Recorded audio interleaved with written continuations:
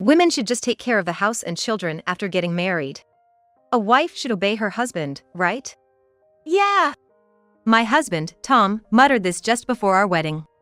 We happened to be watching a TV feature on successful businesswomen at the time. Hearing this, I decided to marry him while keeping a secret. From now on, make sure you listen to what I say. Huh? No, huh? The man of the house is me. Don't talk back. His outdated, male-dominant thinking became more apparent. The housework, childcare, and even caregiving are your jobs. I won't tolerate any half measures. I've always tried my best and will continue to do so. Even though you're not doing a great job now. Tom laughed mockingly. I retorted back. And what if I fail? That's obvious. Divorce. And of course, you'll owe me alimony of $60,000. $60,000! You can't pay that, can you? You have no choice but to obey me. But Tom was greatly mistaken. This was the secret I had kept from him. Before getting married, I hid the fact that I owned 3 buildings. At this point, I felt no need to hold back. Don't talk about petty amounts like $60,000. I could give you $6 million if needed. What kind of joke is that?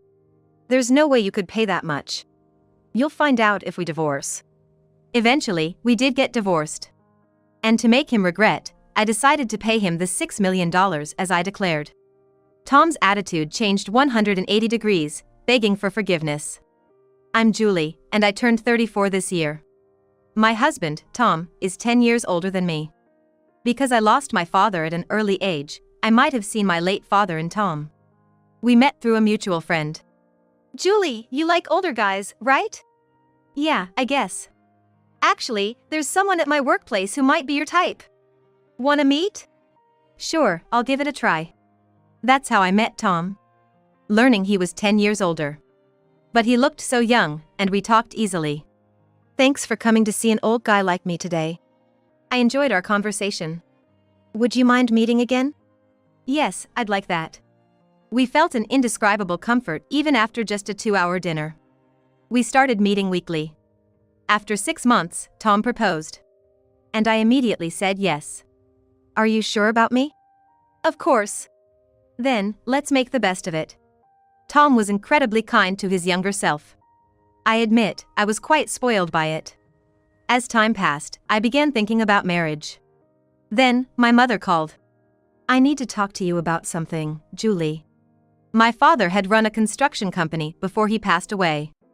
The company was quite large, but when my father passed away, it was handed over to my uncle, who was the vice president.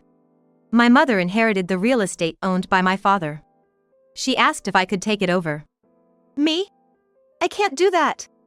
I'm getting older, and managing it is quite a task. My mother looked truly exhausted. It was hard to say no after realizing this. You're the only one I can rely on, Julie. But what do I need to do? I don't really understand. That's okay. I'll teach you bit by bit. It seemed a bit daunting, but I agreed to help since it was my mother's request. After going through the formalities, I officially inherited the real estate. During this period, other things were happening. Will you marry me? I'm so happy. Yes, I will. I accepted his proposal, but the problems started afterward. One day, while watching TV at my house, Tom said, women should just stay at home after getting married and take care of the house and children. A wife should obey her husband, right? Well, yeah, I guess. I muttered in response. The TV was featuring successful businesswomen at the time, emphasizing how married women thrive in society. But I'm working right now, aren't I? Oh, I forgot to mention, but you'll quit your job, right? What? That's obvious. I was confused because he had never shown such an attitude before. Tom's next comment made my heart sink. I hate women who unnecessarily have assets like that woman on TV. Why? It's obvious. After getting married, it's normal to support your husband, right? I hate attitudes that seem a bit condescending. My heart raced with his words. What about meeting your parents? I'll leave it up to you. Okay. Let's do it soon. After Tom left, I immediately called my mother. Tom and I are planning to visit you. Really? We'll be waiting. About the inheritance I recently got, I want to keep it a secret from Tom. If that's what you want, Julie. I cautioned my mother. I was scared to think what would happen if Tom found out. I felt trapped because I had already accepted his proposal. Apart from this issue, I thought Tom would be the ideal husband. As time passed, Tom's attitude towards women became more extreme. Make sure you listen to what I say. What? His words on the first day of our marriage. His outdated views on male superiority accelerated. Know what? I'm the man of this house. Don't talk back. At this point, I had quit my job and become a full-time housewife. I wasn't planning to talk back anyway. Good.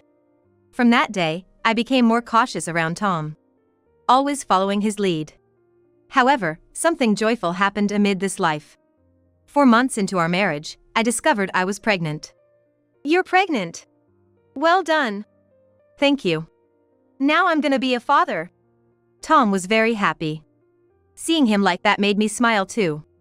During my pregnancy, he took care of me, and I thought this wouldn't change after giving birth. But then, all right. Now that our baby's born, make sure you do all the housework and childcare. What? Aren't you going to help? I work. Everything inside the house is your job. Okay. I was speechless at how much Tom had changed. With a newborn baby, I couldn't argue much. We named our baby girl Lily. True to his word, Tom barely participated in childcare. The only time he got involved was when friends visited, and that was just for appearances.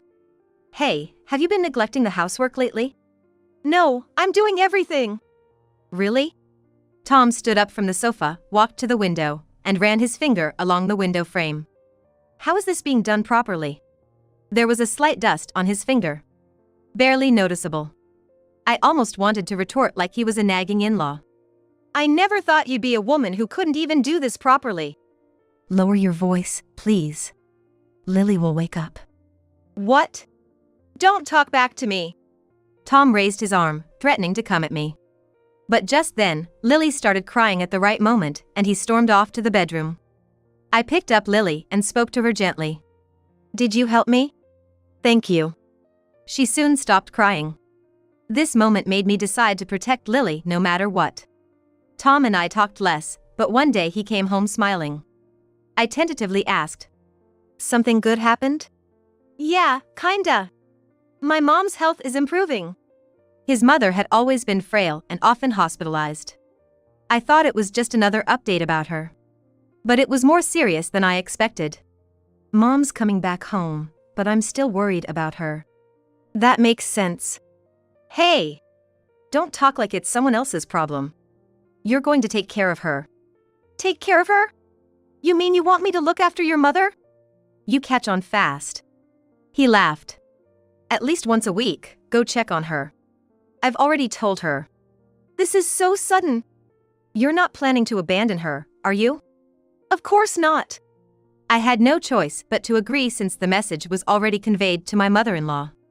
The next Saturday, I went to her house with Lily. When we arrived, my mother-in-law greeted us with a smile. Welcome, Julie.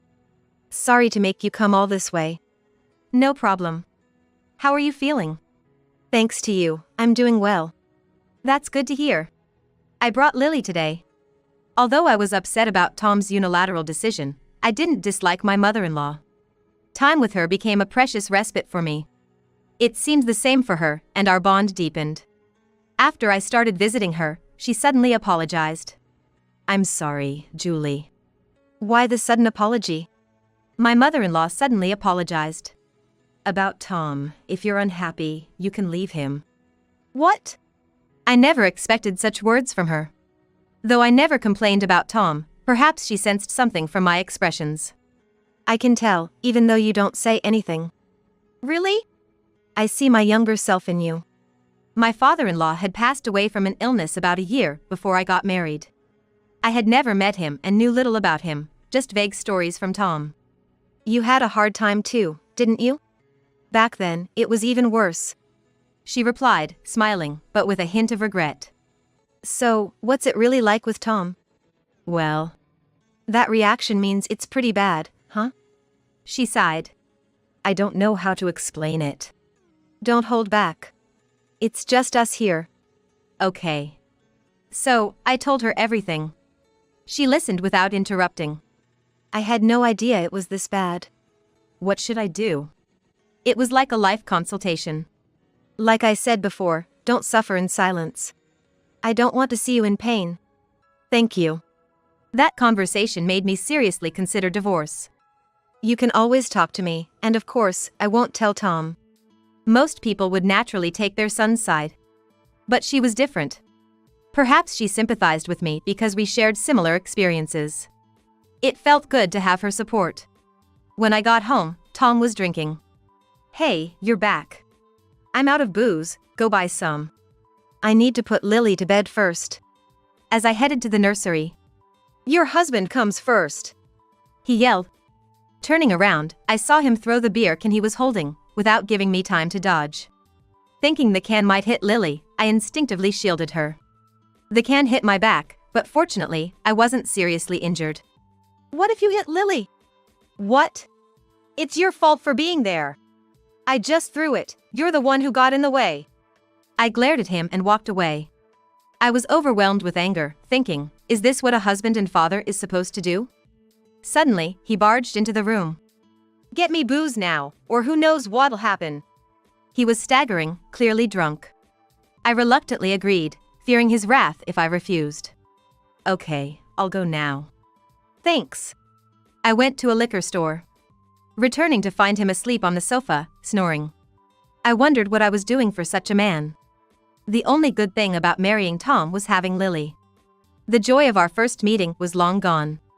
I need to talk to my mother-in-law soon. As usual, I visited my mother-in-law on the weekend.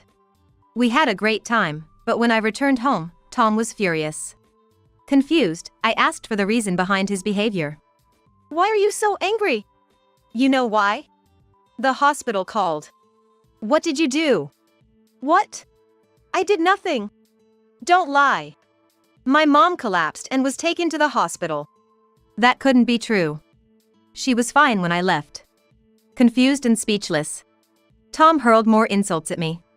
Why do you think I sent you to take care of my mom? She was fine when I left the house, I insisted. You think you can fool me with that lie? Tom retorted. I'm not lying. I was increasingly frustrated with Tom's accusations. Fearing for my daughter Lily's safety, I had been considering asking for a divorce. Housework, childcare, and caregiving are your jobs, right? I won't tolerate anything half-done. I've been trying my best and will continue to do so. You're not doing a good job even now. Tom mocked me. I fought back. So, what happens if I can't do it? It's obvious, isn't it? Divorce. And of course, you'll owe me $60,000 in alimony. $60,000? You can't pay that now, can you? You have no choice but to obey me. Why $60,000? It's because of my mom, and besides, you're causing me trouble. It's a fair demand. But Tom was greatly mistaken. I was not without money. In fact, I had assets hundreds of times greater than his. Before getting married, I had hidden the fact that I owned 3 buildings. I thought there was no need to hold back any longer. Don't talk about meager amounts like $60,000. I could give you $6 million. What kind of joke is that?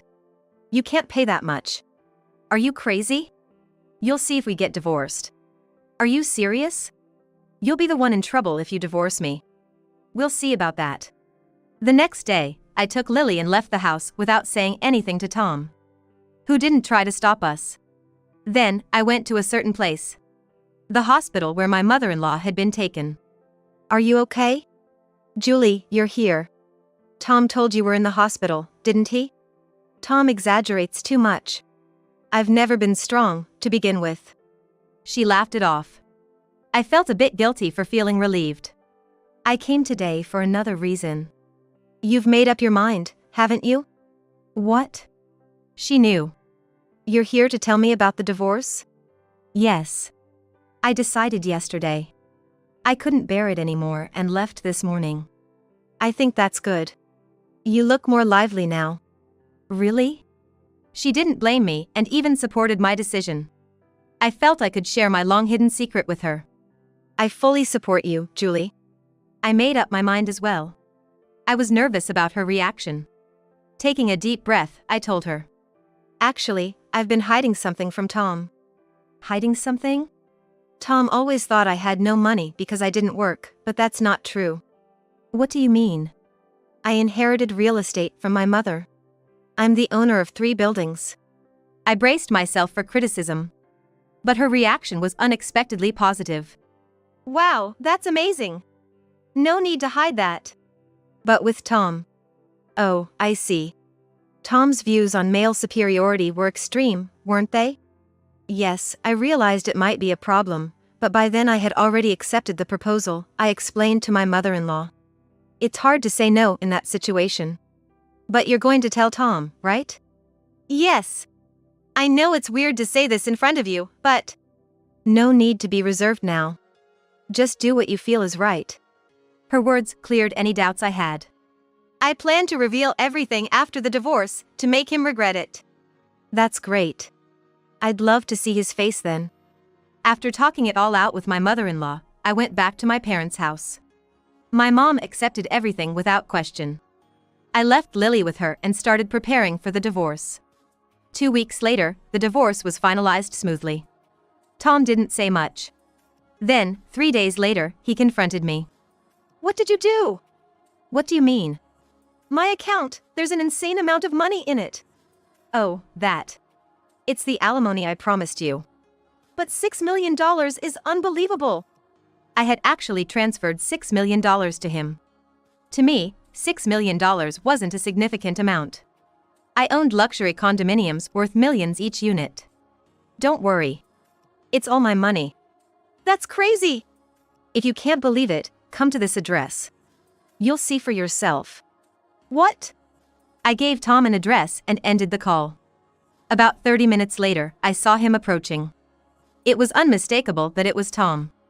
I've been waiting for you. What's at this place? Just look around. Yeah. He looked around. We were standing in a plaza surrounded by 3 buildings. Just a bunch of condominiums. Yes. These luxury condominiums. So what? You live here? No. I own these condominiums. Owner? He still didn't seem to grasp the situation. I've been quiet about it, but I inherited them from my mom. So, I own these apartments. You? Owner of luxury condominiums? That's the truth. Believe it or not. Since when? Just before you proposed. You hid this all along. Why didn't you tell me? He still didn't get it. Well, he might not be aware of it, so it can't be helped, I suppose.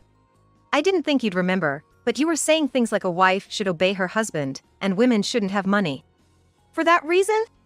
That's a big deal for me. Arguing seemed pointless, so I decided to end the conversation. Well, it doesn't matter now. We're divorced. It's none of your business anymore. It does matter. You deceived me, so you owe me. I already gave you $6 million. That's not enough. Give me more. There's no way I'm giving you more. Oh, and you should take care of your mom, right? I know that without you telling me. Good. Then we have nothing more to talk about. As I was about to leave, Tom called out to me. Wait! Just hear me out.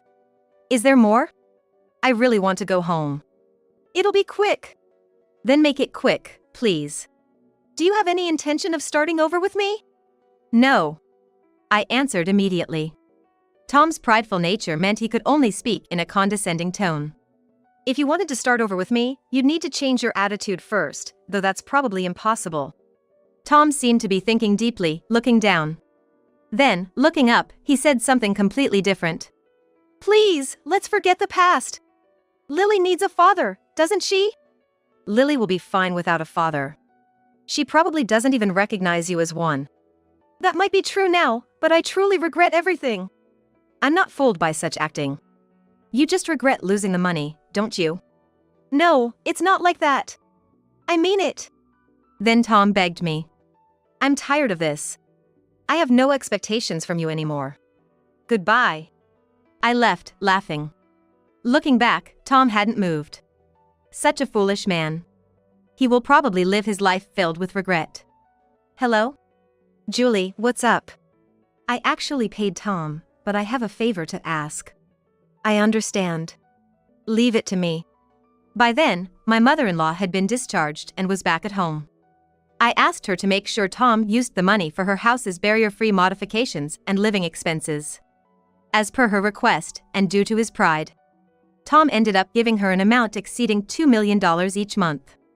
A friend also told me about Tom quitting his job, bragging about having received money. He seems to have quit his job.